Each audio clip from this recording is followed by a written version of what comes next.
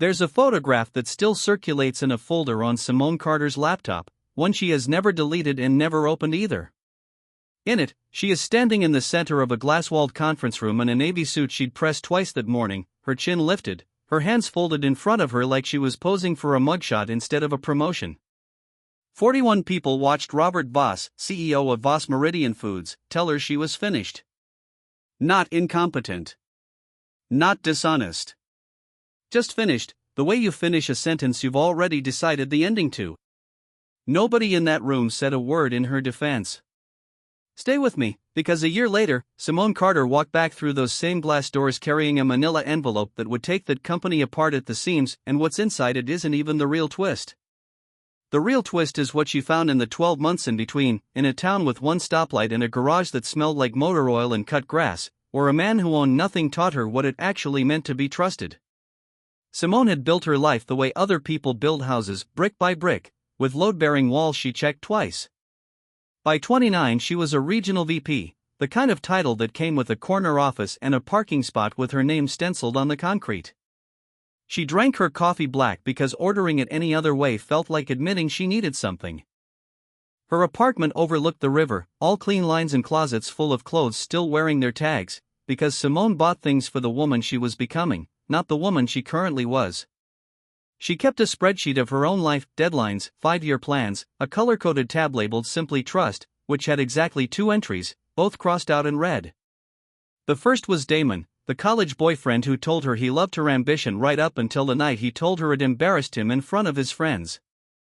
The second was Marcus, 4 years later, who let her believe they were building a future together while he was quietly building one with someone else, a woman from his gym who didn't ask him hard questions about his schedule. Both times, Simone had seen the signs early and talked herself out of trusting her own eyes. Both times, she promised herself the same thing afterward: never again. She would not be the woman standing in the wreckage wondering how she missed it. So she stopped looking for love the way most people look for it, and started looking for reasons not to. By the time she made VP, she had a system. She tested people.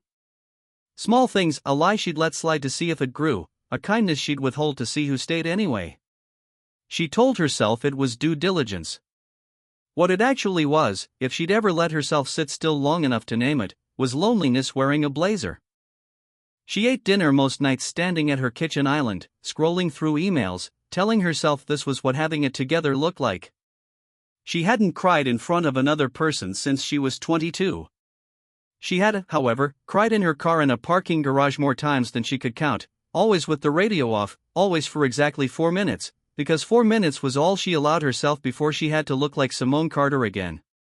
Malik Reeves grew up 200 miles from that glass conference room, in a house his grandmother owned outright on a street where everybody's porch light meant something different depending on who was sitting under it.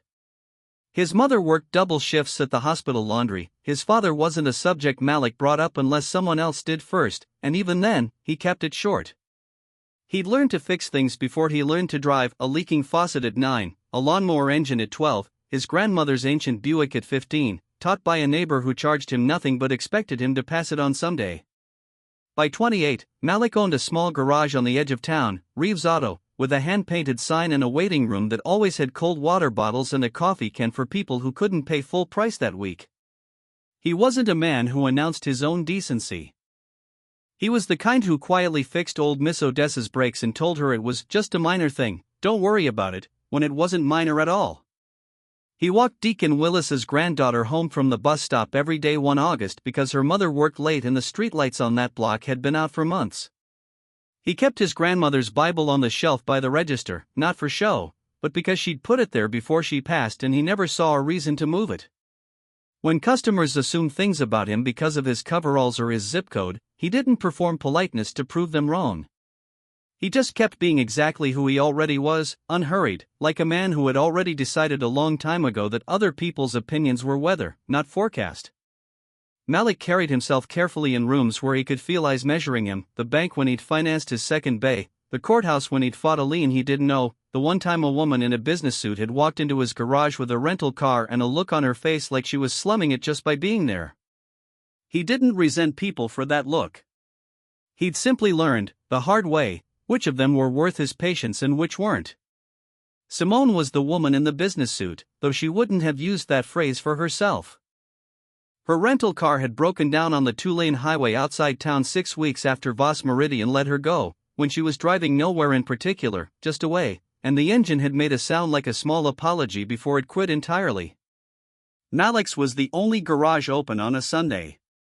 He came out wiping his hands on a rag, took one look under the hood, and said, "Somebody sold you a bad belt tensioner and didn't tell you." Not unkindly. Just true. She sat in his waiting room for 2 hours while he worked, and somewhere between the first cold water bottle and the second, they started talking about nothing, the radio station playing low static-laced gospel, a dog that kept wandering in and out the open bay door like it paid rent there. Simone mentioned, almost by accident, that she used to rebuild small engines with her uncle as a kid, back before she'd traded that world for spreadsheets. Malik's eyebrows went up. That's so. He pulled a stool over and, without making it a lesson, without making her feel tested, let her hand him tools and ask questions about the tensioner he was replacing. For the first time in longer than she wanted to admit, Simone laughed at something that had nothing to do with a deal closing. When her car was ready, she didn't want to leave, and neither of them said that part out loud. She paid, he waved off the tip, and she drove away with his garage's number saved under a name that wasn't his. She typed mechanic, because giving him a real name in her phone felt like admitting something. She came back a week later. Told herself it was a strange noise in the engine. It wasn't. Malik knew it wasn't too, and let her have the lie anyway, because some truths need a doorway to walk through instead of a straight line. Over the following weeks, without either of them naming it, a rhythm formed. She'd stop by Wednesday afternoons, he'd have coffee, real coffee, not the gas station kind, already made. He never asked what she used to do or why a woman in expensive shoes was renting a house on the edge of a town like this one. He let her tell him in pieces, on her own time, the way you'd let a hand slowly unclench. What she noticed, and kept noticing, was how little he changed depending on who walked in. He was the same with the mayor's wife as he was with a teenager paying in crumpled fives. He didn't dress differently for her, didn't suddenly develop opinions about wine or stop wearing his grandmother's old flannel jacket on cool mornings. He remembered that she liked her coffee black, not because she'd told him once and he was trying to impress her with memory, but because he simply paid attention, the way he paid attention to everything: an engine's hesitation, a customer's tired eyes, the particular quiet Simone carried into a room like a coat she couldn't take off. She found herself, for the first time in years, not testing him. Just watching him be consistent, day after unremarkable day, and something in her chest that had been clenched for a long time started, very slowly, to loosen. Before we go further, I want to ask you something, because I think a lot of us know exactly what Simone was carrying into that garage. Have you ever built a wall so well, out of such good reasons, that it kept out the very thing you were hoping would come find you? Drop a comment and tell me what's the wall you built, and who finally knocked. It was a Tuesday, ordinary as any other, when the doubt came back for her. Malik had mentioned, casually, fixing up a truck for a man named Voss who'd brought it in through a third party, some assistant handling the details. The name landed in Simone's chest like a dropped wrench. She didn't explain why she went quiet. She told herself it was nothing, a common enough surname, and went home and didn't sleep. But the doubt, once it found a crack, widened it fast. She started noticing things she hadn't let herself notice before: how little she actually knew about Malik's finances, how he never fully explained a stretch of months 2 years back when the garage had nearly closed, how he'd once mentioned, offhand, knowing someone at Voss Meridian's supplier network.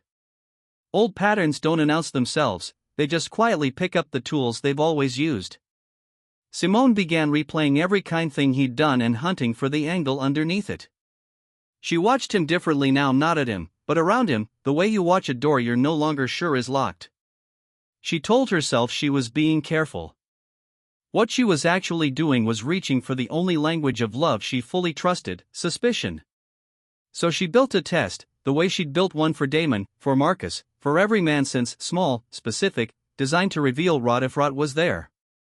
She told Malik, with the flattest voice she could manage, that she'd left her late father's watch, an old, scuff thing, barely worth $40 to anyone but her, in the console of the rental car, and that she needed to run into town for a few hours. She left the car unlocked at his garage, the watch sitting in plain view on the passenger seat, along with $300 in cash tucked into an envelope on the dash, unmarked, easy to pocket, easy to explain away later as must have fallen out somewhere. She came back at dusk. The garage lights were still on, low and gold against the darkening lot, and Malik was under a different car entirely, humming something with no melody she could name. Her rental sat exactly where she'd left it. The cash envelope was gone from the dash, not stolen, she found out, but tucked safely inside the glove compartment with a folded note in his handwriting. Didn't want it blowing out if you left the window down. M. The watch sat untouched on the seat, but beside it now was a small square of leather, hand-cut and stitched, clearly meant to be a protective pouch for it, unfinished, one strap still loose. He'd noticed the watch was old and cared for and fragile, and instead of touching it, instead of even mentioning he'd seen it, he'd started making it something safer to carry. He never said a word about either the cash or the watch when she walked in. He just wiped his hands and asked if she'd eaten dinner yet. Simone drove home that night and didn't feel relief. She felt shame, sharp and quiet, the kind that doesn't announce itself so much as sit down across from you and wait. But shame doesn't always win the argument in one night, and 2 days later, everything curdled anyway. Simone was scrolling, restless, unable to shake the unease Voss's name had planted, and she found an Old Town newspaper photo online, Malik, younger, standing beside a black car with tinted windows, a caption identifying the man beside him only as a Voss Meridian regional associate. Nothing about it was explained. Nothing about it needed to be, in the mood she was in. Old fear doesn't require evidence, it only requires a photograph and a bad night. She stopped answering his texts. When he called, she let it ring out, then turned her phone face down on the counter like that solved something. She told herself she was protecting herself, the same sentence she'd used with Damon, with Marcus, a sentence so worn smooth from use it barely meant anything anymore. 4 days passed. Malik didn't chase her, didn't blow up her phone, didn't show up uninvited. He simply left one voicemail, calm, saying he didn't know what had shifted but that he wasn't going anywhere if she wanted to talk. Simone listened to it 11 times and answered none of them. She scrubbed her kitchen counters that had already been clean. She reorganized her closet. She did anything that wasn't sitting still with what she actually felt. It was her old assistant from Voss Meridian, of all people, who broke it open. A short, apologetic email, forwarded almost by accident, internal documentation proving the regional associate in that old photo wasn't Malik's business partner at all, but a county inspector who'd once investigated a false safety complaint filed against Reeves Auto by a competing shop, a complaint Voss Meridian's supplier division had quietly financed to squeeze out a smaller garage bidding on the same fleet contract. Malik hadn't been colluding with anyone. He'd been the target. And the $300, the watch pouch, the years of steady kindness, none of it had ever been an act. Simone sat very still at her kitchen island, the same island she used to eat dinner over standing up, emails glowing, and for a long moment she didn't move at all. Her hands, when she finally looked down at them, were pressed flat against the counter like she needed something solid to hold. Her breath came shallow, then all at once too deep, the kind of breath that arrives right before tears you've been refusing for years. She understood, with a clarity that felt almost violent, that she had taken the one person who had never once made her feel tested, and tested him anyway, and that if she hadn't gotten lucky with an old email, she might have walked away from him convinced her own paranoia was proof. She drove to the garage that night without calling first. The bay door was down, but the light in the little office was still on, and she knocked on glass instead of using the door, like she needed the barrier a moment longer before she took it away. Malik opened it, tired-eyed, careful in his expression the way a man gets when he's learned not to hope out loud. "I owe you the truth," she said, before he could say anything at all, "and then I'll go if you want me to." She told him everything, the watch, the cash, the test disguised as forgetfulness, the photo, the 4 days of silence. She didn't soften it. Malik listened without interrupting, arms crossed, jaw tight in a way she hadn't seen before. When she finished, he was quiet long enough that she thought she'd already lost whatever this was. "You know what it's like," he finally said, "being a black man with his own shop in a town like this? People test me every day. Every single day, somebody's watching to see if I'll shortchange them, cut a corner, prove what they already halfway believe about me before I even open my mouth. I built this place doing everything right, twice as careful as I needed to be, just so nobody'd ever have a reason. His voice didn't rise. It just went low and steady, which was somehow worse. And then you, who I let all the way in, you needed to test me too. I know, Simone said, and her voice cracked on the second word. I know what I did. I turned you into every man who ever hurt me, and you never gave me a single reason to. So what happens next time you get scared? He asked. Because you will get scared again. Then I tell you I'm scared, she said. Instead of setting a trap and calling it caution. She stepped closer. I spent years thinking love was something you had to catch people failing at.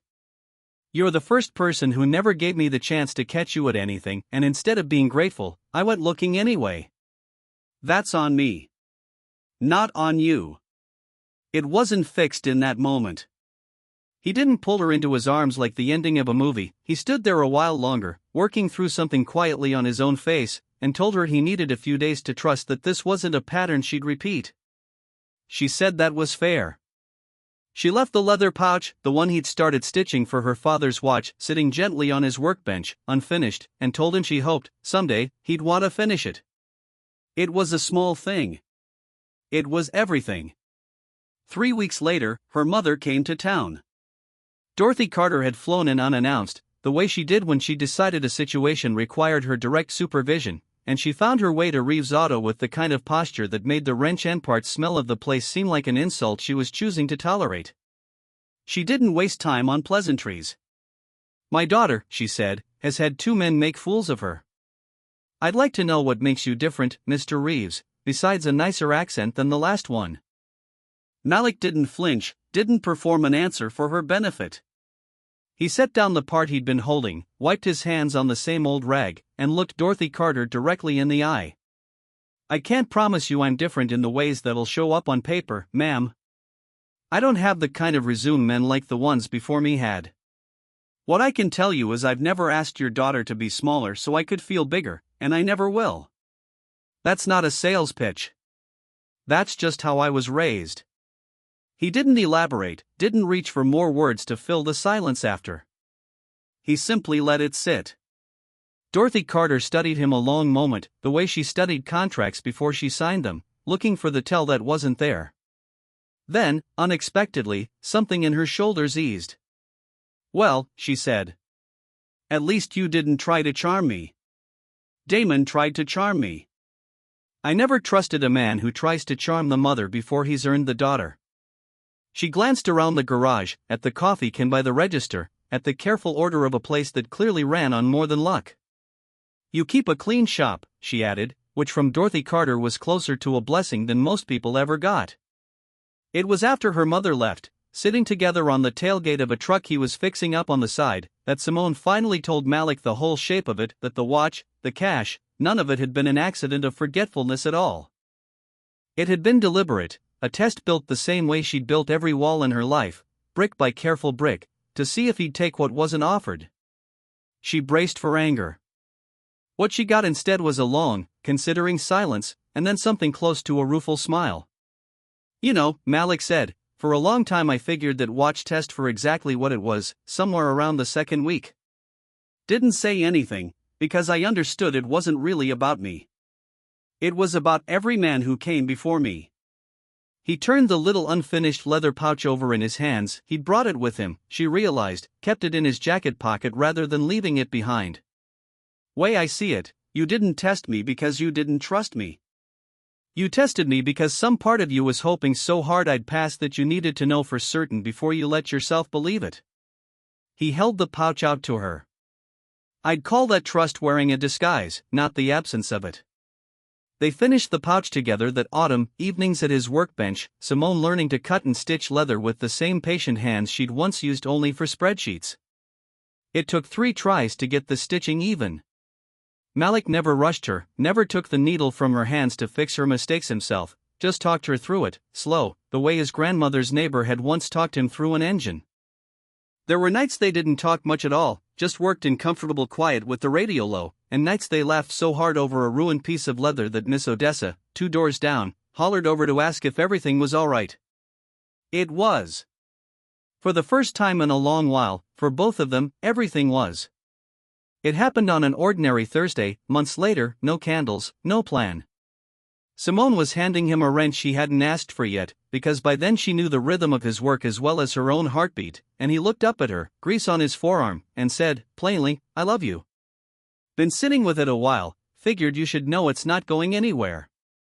Simone set the wrench down slow. I love you too, she said, and it came out steadier than she expected, no shake in it at all. I think I have for longer than I let myself say.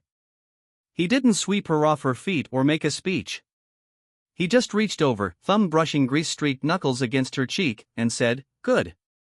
That settled, then, like it was the simplest fact in the world, because by then, it was. The proposal came at that same garage, a year to the day after her car had first broken down on that 2-lane highway.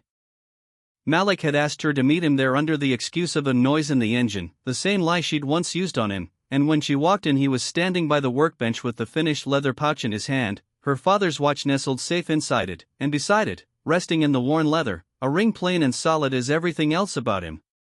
You came to me broken down on the side of the road, he said, scared to trust the one thing that could actually fix what was wrong. I'm not asking you to hand me a test this time. I'm asking you to just say yes. Simone didn't hesitate, not for a second, not the way she'd hesitated over every important thing in her life before him. She said yes with both hands already reaching for his, laughing through tears she didn't bother wiping away this time. Here's what I've come to believe, watching stories like Simone and Malik's unfold, love doesn't ask us to stop being careful. It asks us to stop confusing caution with cruelty. Somewhere along the way, a lot of us learned that the only way to protect our hearts was to put them on trial before we ever let them be held, and the tragedy isn't that we get hurt sometimes anyway. The tragedy is when we hurt the very people who never gave us a reason to doubt them, because we were too busy defending old wounds to notice the new hands were gentle. Simone got the rarest kind of second chance, a man patient enough to let her learn that trust is a decision, not a reward you make someone earn forever. Not everyone gets that. If you have it, recognize it while it's still standing in front of you. Alright, storytime family, I want to hear from you down in the comments. Do you think Simone's test was fair, given everything she'd survived, or do you think Malik deserved better than being watched that way, even once? And second, have you ever realized, too late or just in time, that you were testing the wrong person? Tell me your story below, I read every single one. If this one hit you somewhere real, hit that like button, subscribe if you're new here, and share it with somebody who needs to hear it tonight. Next week, I'm telling you about a bride who found a second wedding dress hidden in her fiancé's closet 3 days before the wedding, and the reason will absolutely wreck you. I'll see you there.